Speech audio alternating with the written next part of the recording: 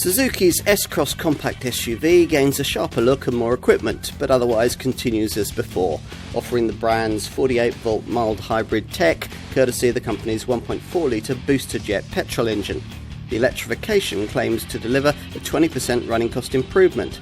Plus, there's plenty of space for a crossover of this size, lots of kit for the money, and, unusually in this class, the option of a proper lockable four-wheel drive system in the top version.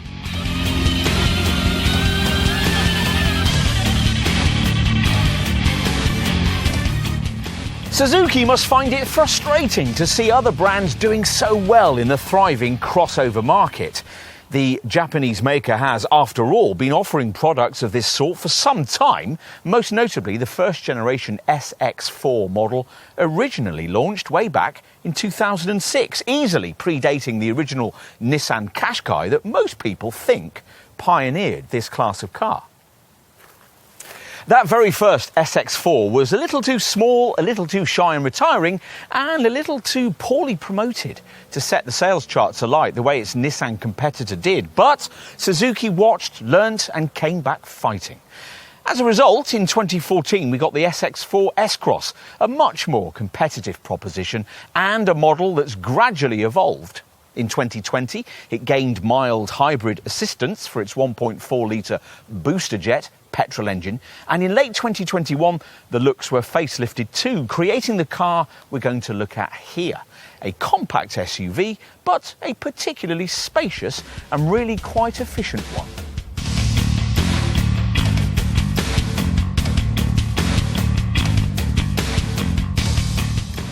This revised S-Cross carries over the 1.4 booster jet hybrid 129 horsepower petrol engine used on the pre-facelift model.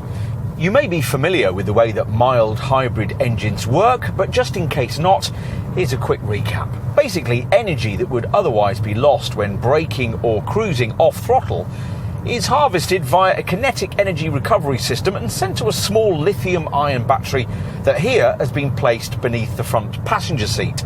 This is used to drive a belt-driven ISG unit, or an integrated starter generator, and power the engine's stop-start system. Suzuki's current 48-volt setup can also deliver a couple of other important benefits.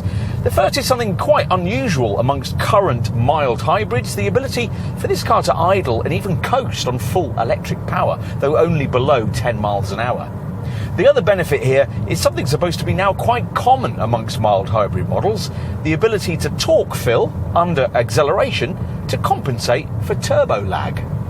Which is just as well, because this S-Cross Hybrid's K14D series engine was reduced in power a little when the MH EV tech was added to it, plus the car's electrified tech adds 65 kilos of extra weight in the case of the all-grip four-wheel drive version.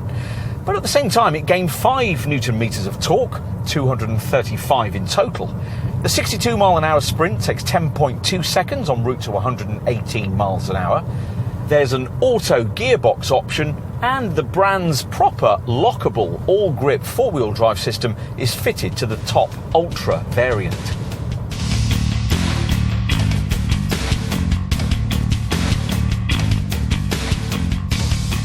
Visually, the S-Cross has always looked rather dull, so the aesthetic changes made here will be welcomed by dealers, giving this SUV a bolder, more muscular design that enhances its presence with larger and more angular wheel arches and smooth flowing lines.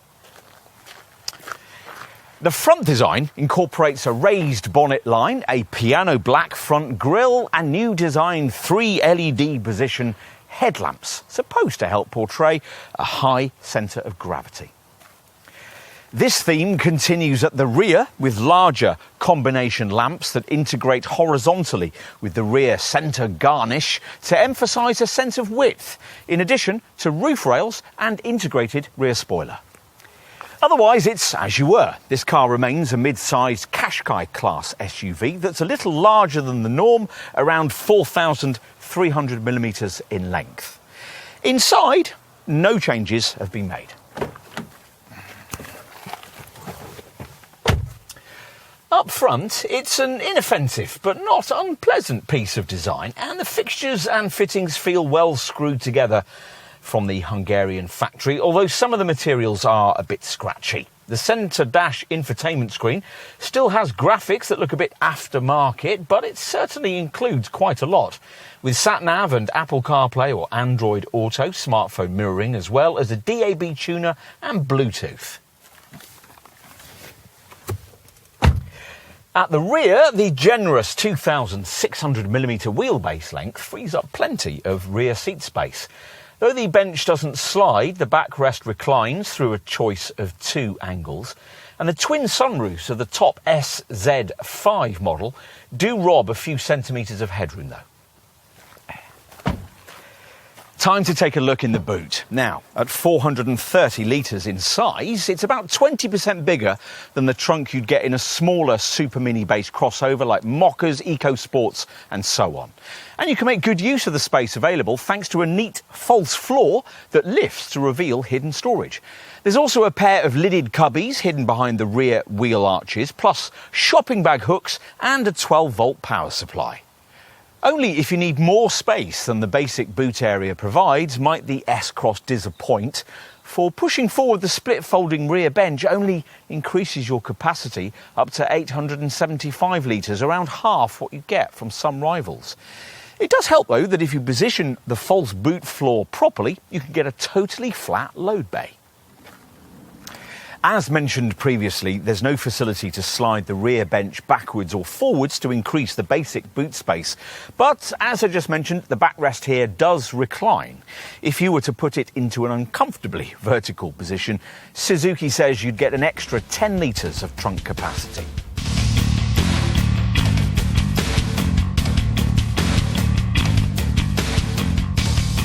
Pricing is quite a bit higher than it used to be for the S Cross. The car's now priced at around £25,000 for the base 1.4 booster jet hybrid motion variant with manual transmission, and just under £30,000 for the 1.4 booster jet hybrid ultra all grip version, again with manual transmission. 6-speed automatic transmission is available optionally on both grades at the cost of £1,350. Standard equipment for the base motion model is comprehensive and includes 7 airbags, 17-inch painted alloy wheels, 3 signature LED projector headlamps for low and high beam, Apple CarPlay and Android Auto smartphone connectivity, traffic sign recognition, a blind spot monitor, adaptive cruise control with a speed limiter, keyless entry and start, dual zone auto air conditioning, heated front seats and front and rear parking sensors. Moving up to top ultra spec adds 17-inch polished alloy wheels, leather seat upholstery, integrated onboard navigation, a panoramic sliding sunroof, and further driver safety and convenience with the fitment of a 360-degree view camera. The S Cross is available in a total of 6 different shades, of which 1 is a solid colour and 5 are optional metallic finishes.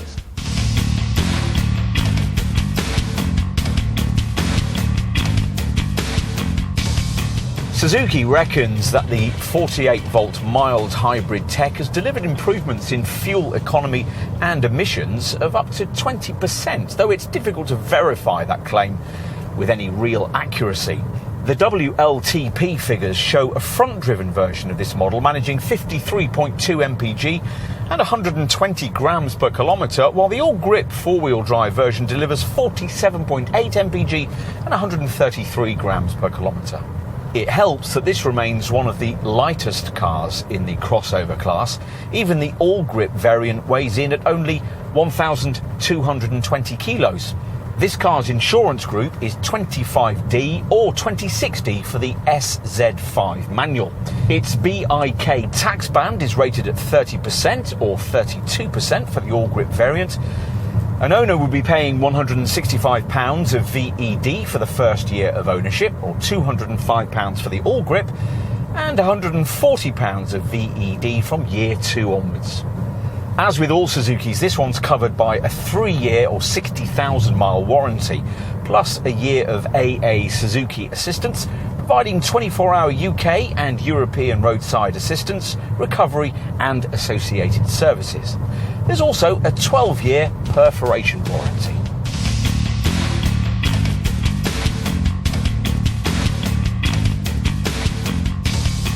The S Cross has long needed a bit of extra pavement presence, and it gets it here. Otherwise, this model's attributes remain as before, namely its spacious cabin, potential for light off-road exploits, and the theoretical frugality of its mild hybrid booster jet engine. The prominent hybrid badging here might lead you to expect more efficiency benefits than are actually delivered. Its effect on everyday running costs, though welcome, are somewhat marginal.